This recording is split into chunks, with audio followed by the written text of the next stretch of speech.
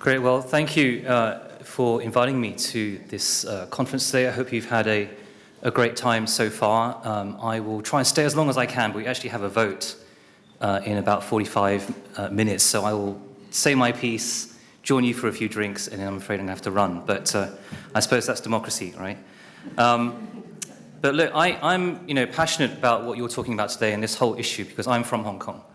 Though I was born here, many of you will know, my father, who is a pastor, came here to study his A-levels, actually, in the late 60s when there was also a lot of trouble in Hong Kong, and then settled here. And my brothers and sister and I were born here. My wife is also from Hong Kong, and she came here a little bit later for secondary school. So sort of Hong Kong is in our life. Obviously, my father's grandfather is from the mainland, just across the border in Zhongshan. And contrary to what you hear on Wikipedia, I'm not Hakka, but I have maybe some of that nomadic spirit, that entrepreneurial spirit that they have. So obviously, when over the last 5 or more years, things have kicked off in Hong Kong, and we started to see what is happening. This has been very much on our heart, and it's really been challenging. In fact, we, like many, have not ourselves been able to go. For 3 years now. My kids are now this tall, and they were that tall last time they were there.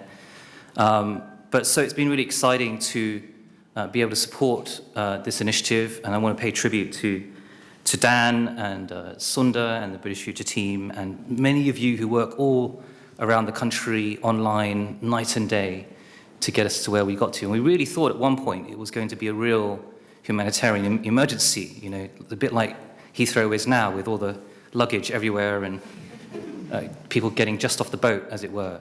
So it's really through your efforts and the minister and the government that we have not everything perhaps we would need. There's a long shopping list, but I think there's tremendous progress being made. So I really want to commend you. And of course, it's deeply sad what has happened, but it's also been inspiring to see how the welcome that we've been able to provide as a country, as communities, and the being welcomed has been so, I would say, as a model of how it should be done. I mean, this is partly our problem as British Chinese, that we're such a model citizen sometimes that people forget that we're here. But I don't think people have forgotten about the Hong Kongers, and both those who are here and those who might come in future. And I've heard so many great stories of communities really stepping up to the plate. And I hope we can continue this work. I was going to say this morning, in my speech, I was going to say, and we'd like the government to continue to provide support needed, but I was slightly pipped to the post by the minister announcing an extension and a continuation of the funded work. So that's really, really exciting to see. And of course, this report, which Heather and Phyllis and the team have been prepared, is really informative. We really, in this next phase, need to get some clear data on what's going on and who's coming over, when they're coming over, and how many, so we can really coordinate. And I suppose if there was one message, I've got a few messages, but if there's one message I wanted to sort of highlight now that we've got a bit more runway, it's really this question of communication and coordination. So there's lots of great things happening all over the place, but as we start to mature and sort of get ready, and always with a view that we can maybe scale quickly, if for whatever reason events mean there needs the sudden influx, we can scale. We won't have to be fighting over resources. We can, in fact, collaborate, cooperate.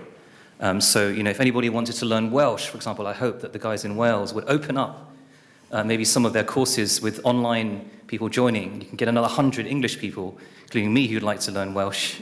I went to a Welsh college at Oxford, Jesus College, so I'm used to it. But, in such a way, maybe we can have events that might be happening locally, but if you're willing that other organizations could refer people to join online, and that means if we have capacity, if your room is too full, which I'm sure I'm hearing it often is, you can still have another 200 people join by Zoom or whatever, and benefit from that English language training or the help with taxes and whatever other stuff that we need to help people learn. So there's an opportunity. I'd hope that one or more of the hub organizations can get together and create some online central resources that people can self-serve. We're all answering similar questions. So is there somewhere we can send people, not just a government website, which can only give you certain information. They can't always give you opinions about schools and things like that. I'm sure there's lots of discussion. I know there's lots of discussions happening in Facebook and Twitter, but it'd be nice to have some signposting so people can find out where to go, who to talk to, who's really good at this kind of area of expertise. That would really, really help, I think. And so the task, I think, is not just to sort of receive people off the boat or off the plane, but to start to ask the question, how can Hong Kongers make a difference to our regions, saving Welsh schools, for example, by learning Welsh, or to not just the cultural and culinary context. I'm very excited where we live in London. We now have amazing food because lots of Hong Kongers are coming in. Finally, the restaurants are up to scratch compared to what it was. A lot of the staff are actually not Hong Kong, but that's great. You're creating employment as well. But there are many skills that the Hong Kongers are bringing across, and I'd like to see that deployed more effectively. A lot of people taking jobs for now because they can't convert their professional qualifications. I'd like to see a bit more entrepreneurship, a bit more investment perhaps, and maybe there's things that can be done in this room and beyond among those who are arriving to kind of, once you've bought your third house and you're renting it out and you can now focus on like what you're going to do when you're here, to think about what difference could Hong Kongers make. We have, for example, a free ports program, which we've not heard enough about, frankly, but I think it's something like 8 ports around the country, which they all want to be turned into Hong Kongs, basically. What better people to help create mini Hong Kongs in the UK than Hong Kongers? I mean, whether you're going to do import or export, food-related, or do the taxes, or there's going to be a real need to create that two-way flow so that Britain can benefit from your connections, your expertise, your investment. So I think that is a really fertile area. But equally, there's a lot of people with e-commerce skills. Right? How do we help the people in the random village in Somerset or Scotland or wherever who can't make it to one of the welcoming hubs physically? Should we have one or more online hubs where they can be meeting other people and connecting from their farm or wherever they happen to be, way out the way? By the way, you don't always have to. The beauty of the free ports, I think, is that you can be in those cities and make a difference, but you can also live further in, or some of the countryside around the ports is incredible. So obviously, for those that are looking for a fresh start, that might be an opportunity. And something like that, some kind of digital hub, could help people who might fall between the cracks geographically and linguistically. There are many from East Asia, generally, in the UK, who are thriving in terms of sport, the arts, business, even politics, and we need more. So I think one of the challenges is how do we help people navigate quickly, to succeed? Obviously, have food, have a school, have the basics in life, but now start to think, how do we help each other really make a difference here? And I have to say, one of the ways this happens is not through the formal education, the grades that you get or the jobs that you get. It's through a lot of the informal interaction. This happens in Hong Kong too, but especially in Britain, it's the cricket club. It is being down the tennis club. It is, helping with the church fete. It is, talking to people on the edge of a school governor meeting. I was in an all-party group, and they were desperate for more school governors from Hong Kong backgrounds to look after your children who are in the school, right? But that's not just an opportunity to improve the education for your children. It's actually an opportunity to get to know lots of other people, and then therefore not have to worry even about always waiting for the conversion course to become an accountant or a lawyer in the UK. But through those people that you meet, opportunities would arise.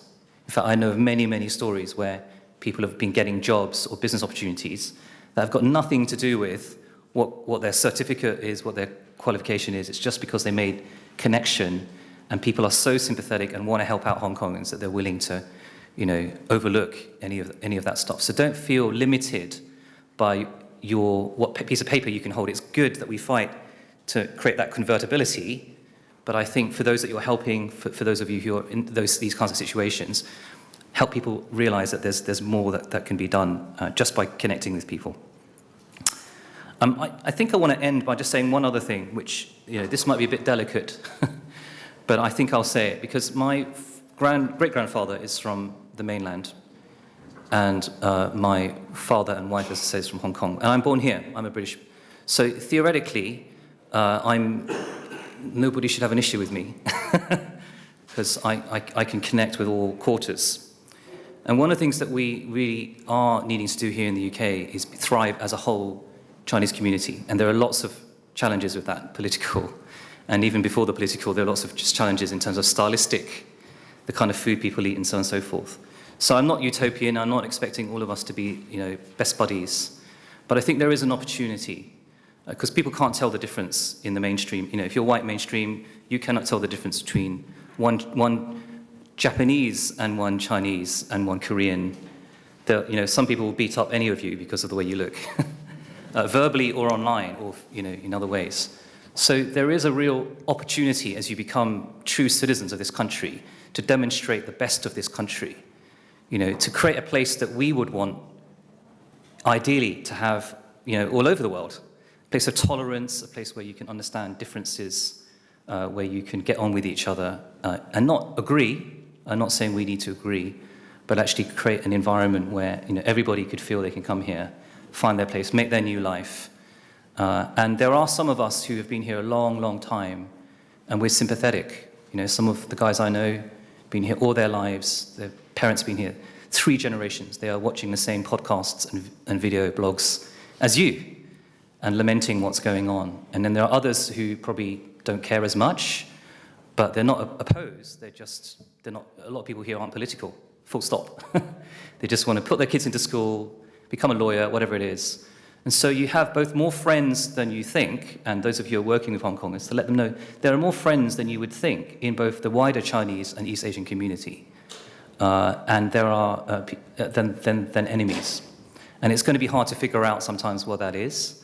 But I would just encourage, because it's important in this country that we as Chinese people, East Asians, as Hong Kongers, we realize that we have a new start. We can create a new canvas. We have a new opportunity. And it's important that we're seen to be giving back as well, because the economy is relatively good. The population, Sundar has done great work with the team over the last 5-10 years to really change the narrative on migrants and how they're perceived by the mainstream. That could all change in a year or two as maybe unemployment rises, recession, house prices. You never know what will happen. And so we need to be seen not just as a group that have received much, and of course we could receive more, but also who are giving back. And that requires numbers. That requires the hundreds of thousands who are coming here, but also many others to make sure that as migrants we succeed and that we help Britain to succeed. So I wish you a conference, a great rest of conference, and a great tea break. I think it's well deserved. And I hope that this coming year and beyond, we can really go further. We can rise up and I was going to make a story about Welsh mountains and Hong Kong mountains, but I don't think I'm going to go there because of time. But we need to reach the peak, right? We're only at the foothills of where we can take this. So I just encourage you all and thank you all for all that you're doing. And I wish you all success. Thank you.